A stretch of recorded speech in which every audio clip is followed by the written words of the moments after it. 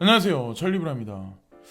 시장 상황이 비트코인부터 특히나 라이트코인, 어저께 이제 말씀을 드렸는데 라이트코인이 약간의 반등세, 그리고 알트코인도 약간의 반등세가 있는데, 이거를 지금 현재 알트 시장이다라고 말씀드리기에는 좀 모호한 부분이 있지만 그쪽으로 가는 과정 중에 하나라고 보시면 되고, 오늘 영상에서 핵심은 뭐냐면 XRP에 관해서 아마 투자하시는 분들이 되게 혼란스러우실 거예요. 지금 같은 상황에서. 왜냐면 가격으로 찍어 누르고, 그리고 미국 정부 이제 증권거래위원회에서 이제 논란거리를 하나 던졌죠. 증권이다라는 거에 관해서 이제 기소를 할 거다. 그래서 투자자 보호법 위반이다. 이런 식의 얘기가 나왔는데, 제가 오늘 영상에서는 논리적으로 XRP에 관해서 투자할 만한 값어치가 있고 그 결과는 분명히 나올 거다. 이런 거에 관한 거를 제가 말씀을 드리려고 해요. 일단은 현재 솔라윈즈라는 이 회사에 관해서 우리가 알아야 XRP의 방향성에 관해서, 그리고 바이든 행정부에서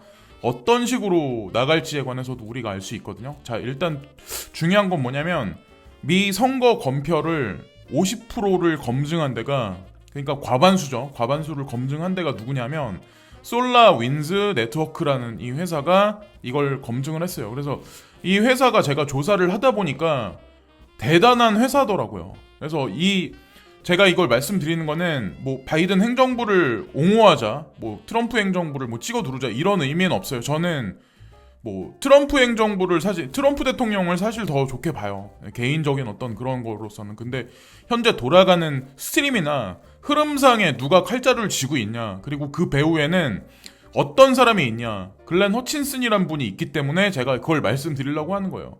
어쨌든 솔라윈즈라는 이 회사하고 관련이 있어요. 글렌 허친슨이란 분이. 그래서 솔라윈즈라는 이 회사가 네트워크, 시스템 및 정보기술 인프라를 관리하는데 도움이 되는 소프트웨어를 개발하는 미국 회사다. 그래서 어쨌건 이 회사가 이제 관여가 돼 있고, 어느 정도냐면 포춘지 500대 기업과 수많은 연방기관을 포함하여 2020년 12월 현재 약 전 세계 30만 명의 고객이 있습니다. 그러니까 30만 명의 고객인데 30만 개의 회사라고 보시면 돼요. 전 세계 이제 다국적 기업 포함해서. 그래서 사모펀드 기술 투자 회사인 실버레이크, 여기 나왔죠. 글렌 허친슨이란 분이 이제 그 아드님이 아마 지금 현재는 아마 대주주일 거예요. 그 글렌 허친슨이란 분은 그러니까 사이드로 빠져 있고, 그리고 토마 브레이보라는 이 공동으로 해서 이제 사모펀드가 진행돼서 이게 솔라윈즈라는 이 회사를 매입을 했죠. 근데 이게 어느 정도 회사냐면 이번 투표를 보고 이게 그 개표 과정에서 부정 그런 게 개입돼 있다. 러시아, 중국 해가지고 개입돼 있어가지고 이게 부정 선거로 됐다. 그래서 당연히 이게 잘못된 어떤 그 선거 결과가 나올 거고, 1월달 전에 12월 25일 전에 만약에 트럼프 행정부에서 지금 이 판결에 관해서 이 지금 선거 결과에 관한 거를 뒤집지 못하면 아마도 이게 그냥 넘어갈 확률이 높아요. 지금으로선 그냥 넘어갈 확률이 높고, 중요한 건 여기 보세요. 러시아 외교 정보국에서 일하는 코지베어는 2020년 공격의 배후에 있는 것으로 보고되었다. 이 공격의 희생자는 사이버 보안 회사인 파이어아이, 미국 재무부, 미국 상무부의 국가통신 및 정보관리국, 그리고 미국 국토안보부입니다. 여기까지 사실 이 해킹으로 다 관여가 돼 있어가지고 조작을 할 수도 있는 회사가 사실은 솔라윈즈라는 회사예요. 그래서 어느 정도냐면 북대서양 조약기구 나토라는데 유럽 의회, 영국 이제 정부까지 포함돼 있고, 영국 국방부, 영국 국민건강 서비스, 영국 홈 오피스, 아스트라제네카, 예, 여기까지 이제 사실 관련이 돼 있어요.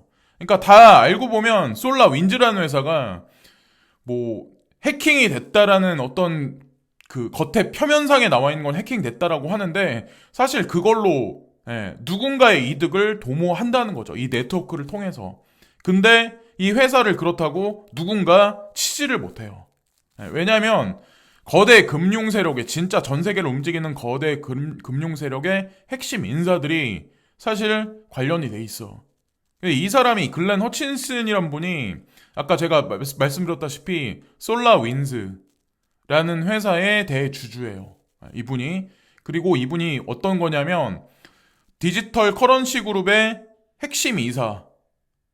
이거 어쨌든 허친슨 프랭클린 연구소의 설립자다. 이 프랭클린 연구소라는 허친슨 연구소와 프랭클린 연구소에 관한 건 제가 좀 이따 디테일한 걸 말씀드릴게요. 그러니까 연방준비은행에 있으면 연방준비은행이라는 데가 그 달러에 관해서 통화량을 조절하고 조세 정책에 관해서 논하는 데죠. 그리고 연방준비은행에서 금리를 어떻게 하냐에 따라서 전 세계 금리와 전 세계 경제가 파동을 치죠. 그래 그 핵심 인물이라는 거예요.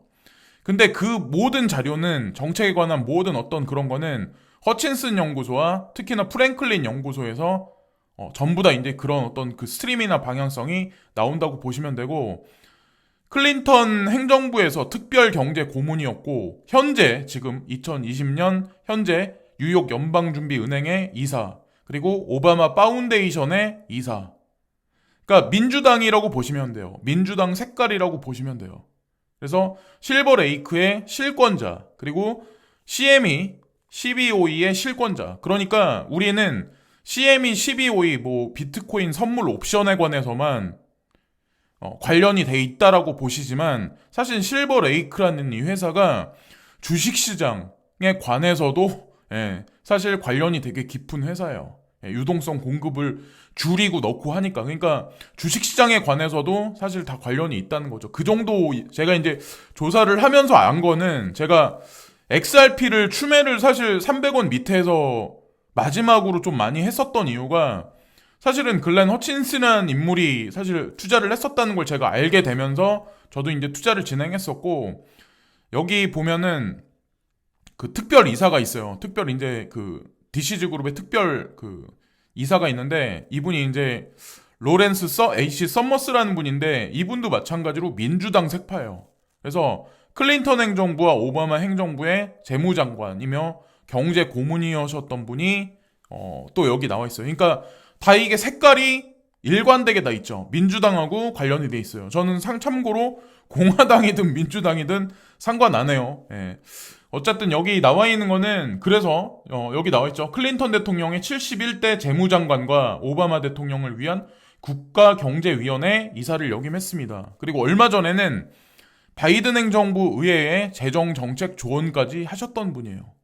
네, 이분이 브루킹스, 여기 나와 있죠. 브루킹스 연구소 PIE가 후원하는 행사에서 제이슨 퍼맨과 저는 저금리 시대의 재정정책 재검토라는 논문을 발표했습니다. 지속적으로 낮은 금리는 재정정책의 틀을 재고해야 한다고 주장을 합니다. 그래서 이분이 이런 것까지 이제 말씀을 하시고 그랬었는데, 어쨌건 관련이 있다는 거죠. 그리고 이게 2014년 2월 4일 날 나온 뉴스인데, 자 보세요. 전에 연방준비은행이 어떤 식으로 움직였냐를 보면 우리가 알 수 있거든요. 버냉키 전 연준 의장 브루킹스에 합류했다. 브루킹스 연구소, 제가 말씀드렸죠. 옐런 새 의장이 취임됐다. 그래서 자넷 옐런 그 연방준비은행 총재가 이제 취임하기 전에는 벤 버냉키였고, 그러니까 옐런 의장 다음에 지금 현재 제롬 파월 연준 의장이죠. 그래서 버냉키는 브루킹스에서 재정통화 정책을 연구할 듯. 왜 연방준비은행에서 총재로 있으셨던 분이 왜 브루킹스 연구소로 다시 한번 또 들어갔을까요? 자, 여기 보세요. 버냉키 의장이 빠지면서 보세요. 자넷 옐런 의장이 다시 취임을 해요. 다음에 이제 취임을 하게 되고, 이분들의 이제 공통점이 뭐냐면 브루킹스 연구소에서 일을 하고 있어요. 지금 현재. 근데 보세요. 바이든 행정부의 재무부 장관으로 다시 들어가요. 네. 그러니까 제롬 파월 연준 의장 전에 자넷 옐런 의장이었고, 이분이 그때는 이제 정부 관계자에서 빠져 있었죠. 그냥 브루킹스 연구소에서 그냥 재정 어떤 정책에 관해서만 그냥 연구를 했었고, 그러면 브루킹스 연구소에 돈을 투자한 사람이 누구냐? 다 글렌 허친슨이란 분하고 다 관련이 있다는 거죠. 그래서 앞으로 이제 바이든 행정부에서 재무부 장관으로 또 역임을 하면, 다 연관관계가 있다는 거죠. 글렌 허친슨이라는 사람하고. 여기 나와 있죠. 이 센터는 글렌 허친슨이 $1,000만, 약 109억 원의 기부를 받아 지난해 12월 문을 열었다. 허친슨은 사모펀드 실버레이크 매니지먼트의 공동 설립자이다. 이게 2014년도에 나왔던 뉴스거든요. 자, 보세요. 이거는 2018년 1월 22일자에 나온 뉴스예요. 제가 예전에도 아마 보여드렸을 거예요. 이 날짜를 잘 기억하세요. 1월 22일 날, 그러니까 폭락하고 나서, 박상기의 난이 있고 나서, 자, 전 나스닥 회장 글렌 허친슨, 리플, 이더리움 끝까지 생존할 것 예측을 하고 있다. 그래서 이분이 뭐라고 말씀하시냐면 비트코인보단 리플이나 이더리움이 마지막까지 생존할 암호화폐가 될 가능성이 높다는 예측을 내놨다. 이분 얼굴을 팔면서 리플, 이더리움에 관해서 왜 이런 거에 관해서 얘기를 했었을까요? 이분이 이때 나왔었을 때 제가 알기로 그 자리가 되게 중요한 자리였던 걸로 알고 있거든요. 전 세계 이제 공식적인 석상에서. 근데 다 의미가 전 다 있다라고 생각을 하고, 그리고 박상기 법무, 가상화폐는 도박이다. 거래소 폐쇄를 목표로 한다. 이 뉴스가 나왔던 게 2018년 1월 11일이에요. 그러니까 이미 폭락하고 있었을 때요. 그때 왜 이분이 이런 말씀을 하셨을까요? 저는 뭐 비트코인이든 리플이든 이더리움이든 무슨 뭐 다른 코인이든 익명성 코인 다 투자를 하지만 저는 비트코인만 살아남고 비트코인만 끝까지 갈 거라고 옹호하진 않아요.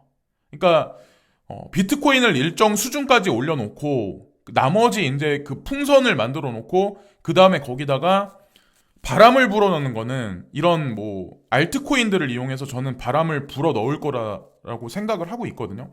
그래서 그런 게 분명히 시장 상황에 분명히 수치적으로 분명히 결과가 나올 거고 우리가 뉴스를 거시적 관점으로 봐야 하는데 이런 뉴스 자체가 흐린다는 거죠.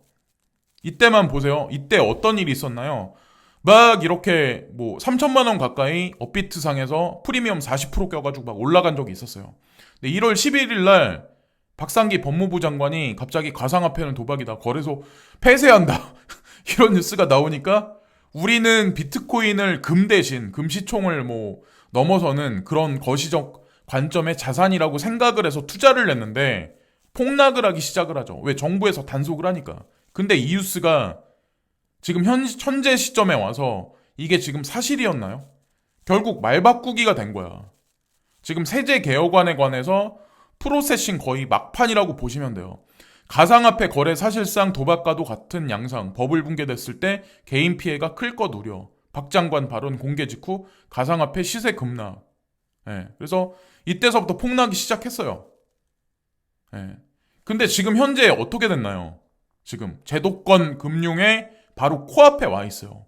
그리고 시세는 다시 슬금슬금 올라가고 있어요. 물론 지금 비트코인만 정고점 이상을 넘어서 나머지 알트코인들은 비리비리하게 하고 있는 건 사실이긴 하지만 거의 직전에 거의 어떻게 보면 알을 깨고 다시 재부활하는 시점이라고 보시면 돼요. 알트코인들 같은 경우는. 근데 저는 지금 어떤 그 XRP에 관한 루머가 되게 많이 나오는 이유가 사실은 저는 IPO 직전이기 때문에 저는 나온다라는 생각을 하거든요. 그게 이제 왜 그러냐면 나스닥은 디지털 커런시 그룹의 파트의 오너예요. 일부분을 투자를 했고 디지털 커런시 그룹은 직접적으로 리플사에 투자를 했어요. 그러니까 리플사와 XRP는 상관없다라고 말씀하시는 분이 있는데 리플사는 XRP를 통해서 전 세계 페이먼트 시스템, 특히나 국경 간 통화 시스템에 관해서 그러니까 뭐 소매 결제가 아니라 뭐 중앙은행들의 결제의 중간 브리징 역할을 하는 트랜잭션의 중심에 서 있는 어떤 그런 회사라고 보시면 전 될 거라고 생각을 합니다. 그래서 어쨌건 글렌 허친슨이라는 사람이 나스닥하고도 관련이 되게 깊고 디지털 커런시 그룹의 이사이기도 하고 이들이 직접 리플사에 투자를 했는데 뻘짓했다고는 전 생각을 안 하거든요. 그 결과는 분명히 나올 거고 사람들은 코앞에 무슨 뉴스가 나오면 가만히 보세요. 지난 몇 년간을 가만히 보세요. 중국 망한다는 뉴스가 일면에 되게 많이 장식을 했었어요. 중국 망한다는 뉴스가 나오면 믿는 사람들. 근데 그런 사람들이 유튜브에서 똑같은 얘기를 해. 달러가 앞으로 엄청나게 올라갈 거다. 근데 제가 말씀드렸죠. 저는 예전서부터 말씀드렸죠. 달러가 지속적으로 도미넌스가 하락을 할 거다. 지금 현재 도미넌스가 하락을 하고 있는 현재 와중이에요. 잠깐 다시 반등을 했지만 어떤 사람이 말한 의견이 과연 정답일까요? 예, 앞으로 어떤 사람 저는 이때도 마찬가지로 중국 망한다는 뉴스가 나올 때도 아니다라는 얘기를 되게 많이 했었어요. 근데 사실은 지난 5년 전서부터 블랙록이라는 회사가 있어요. 그러니까 이 블랙록이라는 회사는 헤지펀드 회사 중에도 전 세계에서 두 번째가라면 서러워할 어느 정도 이제 자산 규모를 가지고 있는 어떤 피델리티 못지않은 그런 큰 헤지펀드 회사고, 이런 회사들이 블랙록이나 세콰이어 캐피탈, 특히나 이제 유대계 자본하고 뼛속까지 깊게 관련돼 있는 그런 회사들이 중국 투자를 선전 중이에요. 현재는. 예. 현재 뭐 여러 가지 뉴스를 여러분들이 찾아보시면 아마 아실 거예요. 자본의 이동이 어디서 어디로 가고 있는지를 보시면 되고, 지난 5년간에 걸쳐서 중국 시장을 키워 놓은 거예요. 앞으로 더 많은 자금이 그쪽으로 이동할 확률이 높고, 저는 이제 항상 거시적인 관점에서 항상 말씀을 많이 드리는데, 어쨌든 그런 의미에서 그러니까 XRP에 투자하는 거에 관해서 지금 부안해동 하실 필요가 전혀 없어요. 예. 그냥 어떻게 보면 지금이 기회일 수도 있고, 예? 마지막 찬스일 수도 있고, IPO가 얼마 남지 않았다라는 생각을 전 하거든요. 그러니까 뉴스를 100% 그냥 필터링 없이 보다 보면 눈을 가리고 귀를 막는 어떤 그런 게 되게 많아요. 그걸 그대로 그냥 다 100% 순수하게 이제 흡수하시는 분들도 있지만, 자, 그리고 22에서 여기 밸런스 시트죠. 여기 7트릴리온 달러만큼 많이 늘어났다. 그래서 라가르드 총재가 그러니까 요 근래 들어서 이제 되게 많이 양적 완화를 진행했다. 그래서 지금 현재 양적 완화 진행된 게 유로존 GDP의 69%, 그리고 연방준비은행의 35%, 뱅크 오브 재팬의 132%, 뱅크 오브 잉글랜드의 37%까지 엄청나게 많이 올라갔다. 근데 이거는 22에 국한된 얘기가 아니에요. 네. 연방준비은행, FED도 마찬가지로 앞으로 양적 완화를 더 많이 진행할 거고, 뱅크 오브 잉글랜드, 뱅크 오브 재팬도 마찬가지로 22 같이 또한 많이 할 거라고 저는 생각을 합니다. 자, 제가 이거 한마디를 드리려고 해요. 브래드 갈링하우스가 그런 얘기를 하죠. 비트코인과 이더리움만 가상자산 시장에 관해서 혁신으로 치부를 한다. 그런 식으로 이제 미국 증권거래위원회가 그런 식으로 지금 얘기를 한다라고, 그런 얘기들이 되게 많아요. XRP를 죽이는 게 과연 미국의 득이 될까요? 여러분들 한번 생각을 한번 해보세요. 리브라를 죽이는 게 미국 정부한테 득이 될까요? XRP를 죽이는 게 미국의 득이 될까요? 전 아니라고 생각하거든요. 그러니까 비트코인 같은 경우는 지금 가격이 많이 올라가 있으니까 대중들은 그것만 믿을 수밖에 없어요. 근데 비트코인의 전 세계 채굴량의 60% 이상, 65% 이상을 차지하는 거는, 사실 좌지우지하는 거는 사실 미국이 아니라 사실 중국이에요. 중국이 채굴 시장과 채굴 산업에 관해서 꽉 잡고 있기 때문에. 그리고 달러를 이용해서, 스테이블 코인을 이용해서 그 코인을 지금 사들이고 있는 거는 미국이긴 하지만 사실 이게 양분돼 있다는 거죠. 알고 보면 그들도, 미국, 중국도 사실 알고 보면 겉에서 봤을 때는 적일 수 있지만, 알고 보면 그러니까 쿵짝을 서로 이제 핑퐁 게임을 하고 대중은 놀아나는 거일 수도 있다는 생각을 저는 이제 한편으로 하거든요. 그리고 비트코인 어떤 그 공급량에 관해서 지금 어떻게 지금 현재 진행되냐, 코인베이스에서 하루 동안에 206개가 빠져나갔다. 후오비에서 870개, 자, 빗비넥스에서 1675개. 들어오는 것보다 빠져나가는 양이 되게 많아요. 거래소에서 비트코인이 지속적으로 유출된다는 얘기는 팔기 위한 게 아니라 누군가가 삐안머니를 주고 사들여서 시장에서 사라지고 있는 거예요. 이거는 단기적으로는 시세가 흔들리겠지만 중장기적으로는 지속적으로 올라갈 가능성이 높다라고 보시면 되고, 체인링크 같은 경우, 자, 어떻게 보면 되게 많이 안 간 코인 중에 대표적인 코인이죠.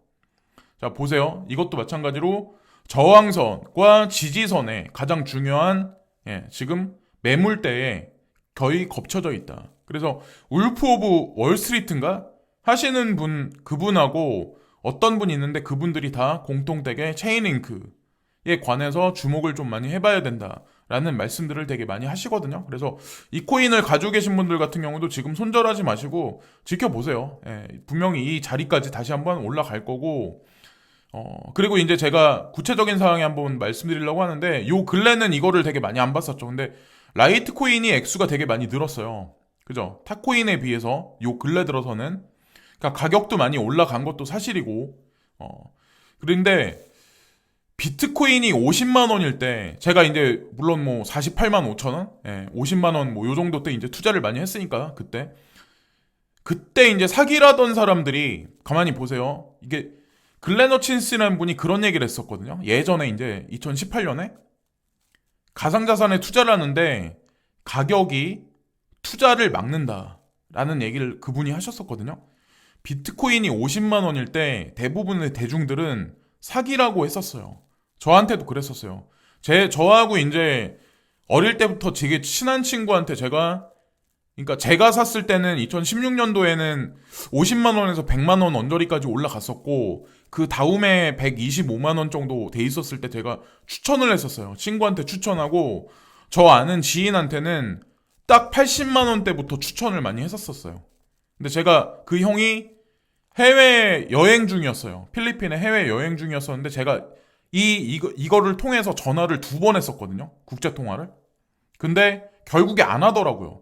특히나 그분 같은 경우는 금융권에서 이제 좀 오랫동안 일을 하셨던 분이에요. 그러니까 우리가 보통 시중은행 중에 약간 큰 데 있잖아요. 그런 데서 뭐 어느 정도 자리까지 이제 행장 정도 아니지만 어느 정도 자리까지 있으셨던 분인데 나이가 있으시니까. 근데 안 믿더라고요. 그때는 안 믿더라고요. 근데 어떻게 됐나요? 지금 그때서 2016년이니까 4년, 5년이 흐른 후에 지금 현재 어떤 상황이 있나요? 은행에서 가상자산을 통해서 커스터디 작업을 지금 한대잖아요. 그런 서비스를 한대잖아요. 그럼 어떻게 되냐? 지금 여기서 이제 간 코인도 있고 못 간 코인도 있고 악재 뉴스가 쏟아지는 코인도 있고 비트코인 캐시 뭐 대표적인 게 지금 XRP에 관해서 악재 뉴스가 막 쏟아지는 코인 뭐 해킹이 3번 벌어졌네 뭐 호라이젠 뭐 지캐시는 익명성이네 뭐 사라지네 이런 뉴스들의 코인을 투자를 하고 있어. 그러니까 어떤 사람들은 그런 얘기를 할 거야. 여기 포트폴리오에 있으니까 그렇다고 이게 올라가냐. 근데 제가 말씀드리죠. 저는 이때서부터 이걸 비트코인을 투자했던 사람이에요. 제 눈에는 다 똑같이 보여. 제가 이거 말씀드리는 게 무슨 의미인지 아마 모르실 거예요. 그러니까 제 눈에는 똑같이 보이는데 대중한테는 이게 비트코인이 2천 몇백만 원이 됐으니까 이것만 귀하게 보이는 거야. 근데 이거는 숫자 노름이라니까요. 여기 나와 있는 것도 어느 순간에 숫자가 올라가기 시작하면 사람들은 이제 딴 얘기를 할 거예요. 분명히. 딴 얘기를 할 거예요. 제가 나중에 영상을 편집해가지고 캡처해가지고 그렇게 말씀하셨던 분들 있죠. 그런 거를 여실하게 한번 말씀을 한번 드려볼까요? 얼마나 재밌을까요? 한 내년 어느 시점? 아니면 후년 어느 시점? 말 바꾸기를 사람이 하면 안 되는 게 왜 그러냐면 투자를 하는 데는 그런 게 있어요. 일관성이 있어야 돼요. 그거는 어떤 그 XRP에 관해서 아니면 뭐 특정 코인에 관해서 왜 이거에 관해서 그레이스케일 자산 베리실 버튼은 왜 투자 상품으로 만들어냈을까? 왜 OTC 심볼에 등록될 정도로 왜 이 코인을 만들어놨을까? 왜 라지컵 펀드에 이 코인이 들어가 있을까? 이런 거에 관해서 이해를 해야 돼. 근데 그걸 이해를 못 하는 거야. 그럼 사람이 오늘은 이렇게 얘기하고 내일은 이렇게 얘기할 수밖에 없어요. 저는 그건 분석에 있어서 그건 아니라고 생각하거든요. 오늘도 마찬가지로 그레이스케일 자산운용사는 이더리움에 관해서 립을 하고 있어요. 지금도 마찬가지로.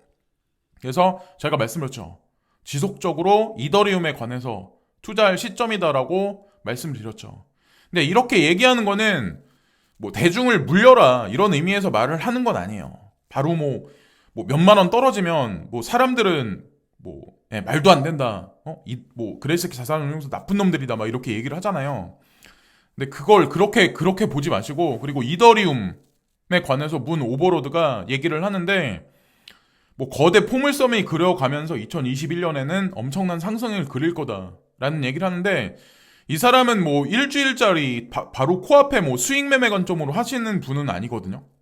예. 근데 예전에는 되게 네임드였는데 어쨌건 저는 이렇게 갈 거라고 생각해요. 이더리움과 알트코인들이. 예, 비트코인은 일정 수준까지 올라가서 횡보를 해주고, 예, 이거는 뭐 저만의 관점일 수도 있고 특정 어떤 분들의 이제 관점일 수도 있는데, 그리고 여기 보세요. 대부분의 대중들이 아마 이런 생각을 되게 많이 하실 거예요. 그러니까 좋아요를 1334개를 여기 눌렀어. 리트윗이 100개가 됐고, 엑시트, 리플, 리플 다 팔아. XRP 다 팔아라. 그리고 비트코인 사라. 가난을 멈춰라. 그러니까 수익률이 안 올라가는 거에 관해서 멈춰라. 이런 얘기를 지금 사람들이 많이 떠들잖아요. 어떤 사람들은 그 XRP에 관해서 증권형이다라는 거에 관해서 기소될 거라는 얘기를 보고 이렇게 얘기를 하지만 어떤 사람들은 지금 오히려 역으로 사고 있는 사람들도 분명히 있을 거예요. 근데 저는 다 가지고 있기 때문에 뭐가 선이고 뭐가 나쁘다라고 전 생각 안 해요. 그냥 저는 저평가돼 있고 앞으로 수익률이 되게 많이 올라갈 거다라고 저는 이제 생각을 합니다. 말 바꾸기를 하지 않아요. 미국 증권거래위원회 리플의 기소를 통보했다. 투자자 보호법 위반 혐의. 자, 보세요. 미국 증권거래위원회가 주요 암호화폐 기업인 리플을 투자자 보호법 위반 혐의로 기소할 예정이다. 리플은 직접 피소 사실을 알리며 적극적으로 법적 대응에 나서겠다는 입장을 내놨다. 이거는 미래 진행형이에요. 기소할 예정이다. 기소가 된 건 아니에요. 그리고 법적 대응에 나서겠다는 입장을 내놨다. 벌어지지도 않는 일인데. 그러니까 제가 뉴스를 보고 모든 것을 다 판별하면 안 된다니까요. 특히나 이게 만약에 소송이 있다라고 하더라도 그게 만약에 반전 드라마가 펼쳐지면 과연 XRP 가격은 어떻게 될까요? 예. 그냥 순진하게 모든 거를 다 뉴스를 다 보시면 안 된다니까요. 리플 CEO는 트럼프 미 대통령 퇴임과 함께 임기가 종료되는 시점에 이 같은 소송을 진행한 것에 대해서 불만을 표했다. 갈링하우스는 제이 클레이튼 증권거래위원장이 임기 마지막 조치로 미국의 암호화폐 산업을 비트코인과 이더리움으로만 한정지으려 한다고 비판했다. 증권거래위원회 의장은 바뀌게 돼 있어요. 앞으로 임기가 다 됐어요. 제이 클레이튼 의장이. 자, 여기에 이제 복선이 깔려요. 네, 과연 어떻게 될까요? 결과는 어떻게 나올까요? 그래서 저는 익절을 약간 했지만 뭐 이런 뉴스가 나왔다고 그래서 그냥 저는 흐름은 많이 크게 큰 흐름에서는 많이 안 바뀔 거라고 저는 생각을 하거든요. 과연 글렌 허친슨이라는 분이 XRP 초기 투자자인데 과연 어떤 일이 벌어질까요? 하여튼 결과는 분명히 나올 거예요. 그래서 오늘은 뭐 XRP에 관해서 뭐 말씀을 많이 드렸는데 제가 이거를 말씀드리는 거는 제가 투자자 입장이니까 제가 말씀을 드리는 거지 이거를 뭐 어그로 끌어서 뭐 조회수 하나 더 올리려고 막 이렇게 바득바득 해가지고 뭐 그러려고 하진 않아요. 그런다고 해서 욕심을 부린다고 그래서 세상 일이 내 뜻대로 되는 것도 아니고 그냥 하여튼 이런 뉴스를 너무 그냥 100% 그냥 순수하게 받아들이지 마시고 과연 이런 뉴스를 보고 대중들은 어떤 식으로 생각을 하나 역발상을 한번 해볼 시점이라고 저는 생각을 합니다. 그래서 지금까지 샬리브라운이었고 오늘도 지금까지 시청해주신 모든 분들께 진심으로 감사를 드리고요. 구독과 좋아요 마지막으로 부탁드리면서 오늘 영상도 마치겠습니다. 감사합니다.